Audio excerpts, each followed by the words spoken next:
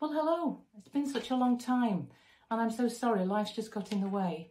I'm very glad I didn't promise that I would get these altered book little tutorials on every day because, well, I'm sure you all know what it's like. You know, you have great plans and then it just doesn't work out like that. I just wanted to do one last process with the altered book and then it's up to you. You go ahead and finish it in the way that you want. But it's to do with putting a 3D object into your book. Because if you just put one in willy-nilly, it's not going to lie flat when you shut the pages. So it's just a little way of doing that. And then I'll just show you what I've done so far. So if we head over to my desk, then we can have a look at what I've been doing. Okay, so I'll just go to this page first of all. So this is the one that I was working on.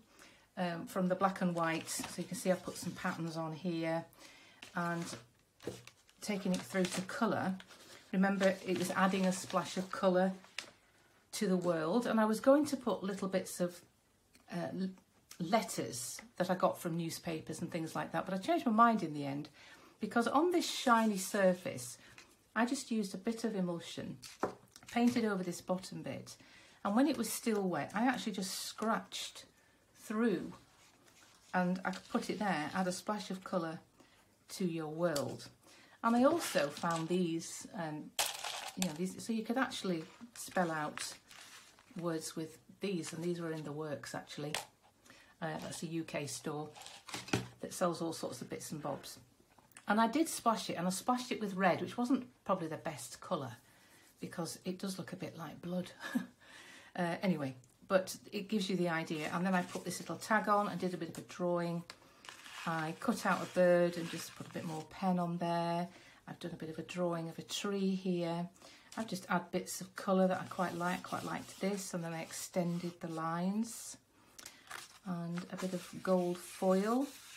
So it doesn't necessarily mean anything, it's just things you like. And when you get to that point when you think, yeah, I like that, I'm going to leave that, then call it done.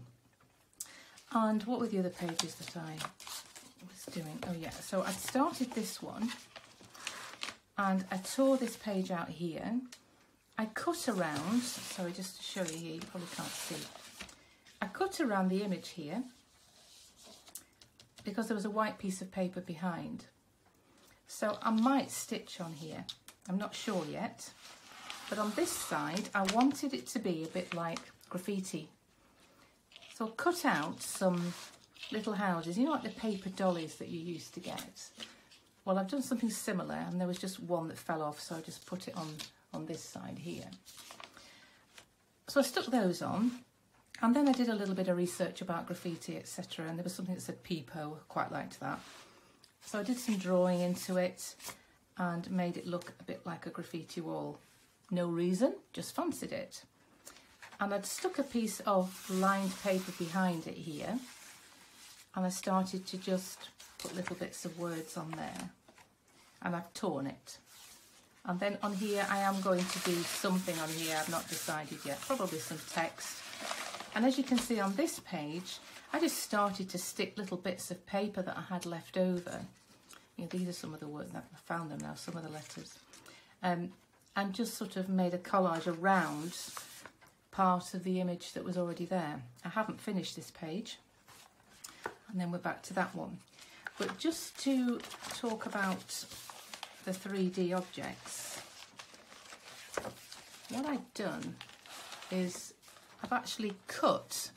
So say for example, let's try and find something 3D. Well, I can't find anything at the moment, but we could just use this for now, you know, a few little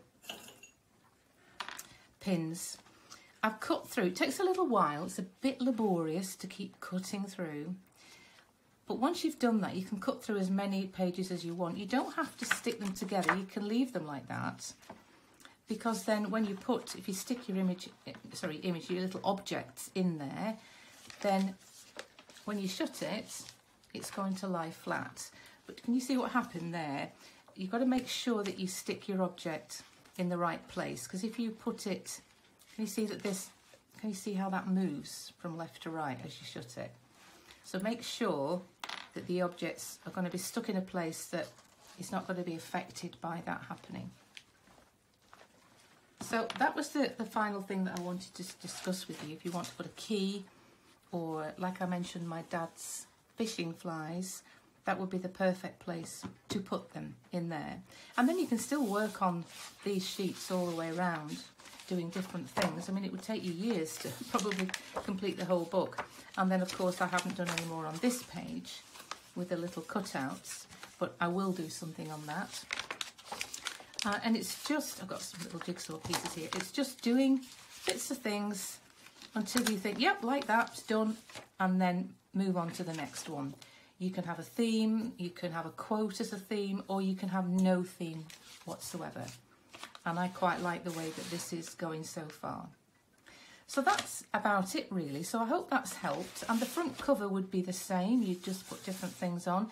Maybe have a title, bits and bobs, whatever you want. And decorate it in a similar way. So I hope that's given you a few ideas, you know, and that you'll go away and have a go at doing this on your own. It's very therapeutic. It's something you can sit in front of the television. You do get surrounded by scissors and glue, and those lap trays that have got bean bags underneath, they're brilliant. And you can just be sat watching the telly or listening to an audiobook and just be doing a bit of doodling.